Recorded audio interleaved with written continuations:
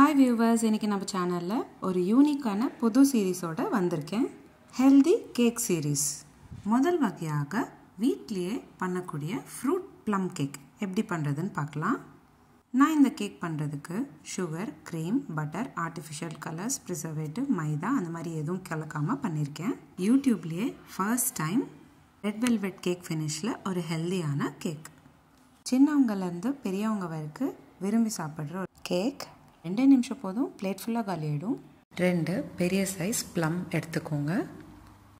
தண்ணியில் நல்லா வாஷ் பண்ணிவிட்டு சின்ன சின்ன பீசஸாக பண்ணிவிட்டு ஒரு பவுலில் 1/2 கிளாஸ் அளவுக்கு தண்ணி எடுத்துக்கிட்டு கட் பண்ணி வச்சுருக்கிற ப்ளம்ஸை நம்ம அதில் சேர்த்துக்கணும்.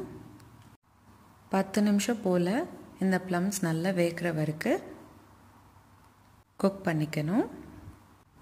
இப்போ பார்த்திங்கன்னா ப்ளம்ஸ் எல்லாம் நல்லா வெந்திருக்கு. இப்போ நம்ம வேக வச்ச ப்ளம் நல்ல சூடு கம்மியானதுக்கப்புறம் மிக்ஸி ஜாரில் சேர்த்துக்கணும். நீங்கள் மிக்ஸி ஜாரில் ப்ளம் சேர்த்துக்கிறப்போ வேக வச்ச ப்ளம்மில் இருக்கிற தண்ணியை ஸ்ட்ரெயின் பண்ணிவிட்டு பாயில் பண்ண ப்ளம் மட்டும் எடுத்து பிளெண்ட் பண்ணிக்கோங்க. பிளெண்ட் பண்ணிங்கன்னா ப்ளம் பியூரி ரெடி ஆகிடும். இப்போது நம்ம இந்த பியூரியை ஒரு பாத்திரத்தில் மாற்றிக்கிட்டு கூடவே நம்ம எவ்வளோ ப்ளம் பியூரி சேர்த்துக்கிட்டோமோ அதே அளவுக்கு வெல்லமும் சேர்த்துக்கணும். வெல்லம் நம்ம சேர்த்தக்கப்புறம் நல்லா மிக்ஸ் பண்ணிக்கோங்க. இப்போது நம்ம இந்த பியூரியை 10 நிமிஷம் போல் குக் பண்ணிக்கணும். ப்ளம் பியூரி நல்லா திக் கன்சிஸ்டன்சியில் மாறிட்டு வரும். அதே மாதிரி நுரை கூட கொஞ்சம் அதிகமாக வர ஸ்டார்ட் ஆகும். இந்த ஸ்டேஜில் நம்ம ஜாம் ரெடி ஆகிட்டுருக்குன்னு அர்த்தம். நீங்கள் ஒரு கரண்டியில் ப்ளம் பியூரி நீங்கள் எடுத்து பார்த்தீங்கன்னா இந்த மாதிரி க்ளாஸியாகவும் அதே சமயம் நல்லா திக்காகவும் இருக்கும். இந்த மாதிரி திக்காக ப்ளம் பியூரி மாறினக்கப்புறம் ஜாம் ரெடி ஆகிடும். இதில் நம்ம கொஞ்சமாக லெமன் சாறு சேர்த்துக்கணும். 6லேருந்து 7 சொட்டு எலுமிச்சை சாறு சேர்த்தா போதும். நல்லா ஜாம் கலந்து விட்டுக்கோங்க. அப்போ தான் எலுமிச்சை சாறு ஜாமில் நல்லா கலந்து ஜாம் டெக்ஸ்சருக்கு வரும். அவ்வளோதான், சிம்பிள் அண்ட் ஈஸியான ப்ளம் ஜாம் ரெடி ஆயிடுச்சு. நீங்கள் இந்த ஜாமை 2 வாரம் வரைக்கும் ஃப்ரிட்ஜில் ஸ்டோர் பண்ணிக்கலாம். நான் எந்த ப்ரிசர்வேட்டிவும் சேர்க்காததுனால வெறும் 2 வாரம் தான் ஃப்ரிட்ஜில் நீங்கள் இந்த ஜாமை ப்ரிசர்வ் பண்ண முடியும். இப்போது 4 பிரெட் கார்னர்ஸ் கட் பண்ணிவிட்டு இந்த மாதிரி எடுத்துக்கோங்க. நான் இன்றைக்கி வீட் ப்ரெட்டோட பண்ணுறேன். மல்டிக்ரெயின் ப்ரெட்டோட கூட நீங்கள் பண்ணலாம். நான் வீடியோவில் காமிக்கிற மாதிரி ஒன்று மேலே ஒன்று அடுக்கிக்கணும். உங்களுக்கு கேக் எந்த ஹைட்டில் வேணும் அப்படின்னு நினைக்கிறீங்களோ அந்த அளவுக்கு பிரெட்ஸ் நீங்கள் ஆட் பண்ணிக்கலாம். இன்றைக்கி 4 பிரெட்ஸ் எடுத்திருக்கேன். இப்போது முதல் ப்ரெட்டில் செஞ்சு வச்சுருக்கிற ப்ளம் ஜாம் சேர்த்துக்கிறேன். நல்ல எல்லா பக்கமும் கவர் ஆகிற மாதிரி ஸ்ப்ரெட் பண்ணிக்கணும். பட்டர் நைஃப் இருந்தால் பட்டர் நைஃபோட ஸ்ப்ரெட் பண்ணுங்கள். எல்லா பக்கமும் ஈவனாக ஸ்ப்ரெட் ஆகும்.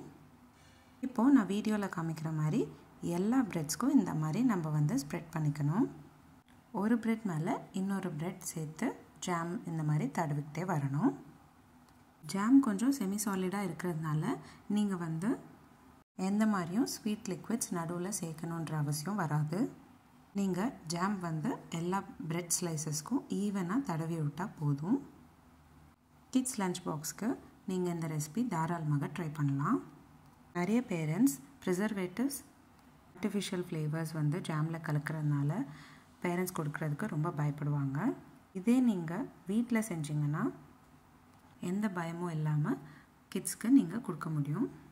நம்ம எடுத்துருக்கிற 4 ஸ்லைஸ் ப்ரெட்ஸ்க்கும் நான் ஜாம் தடவிட்டேன்.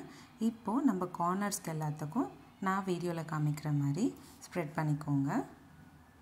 நீங்கள் எவ்வளோக்கு அவ்வளோ ஜாம் சேர்க்குறீங்களோ லுக் அவ்வளோ அழகாக இருக்கும்.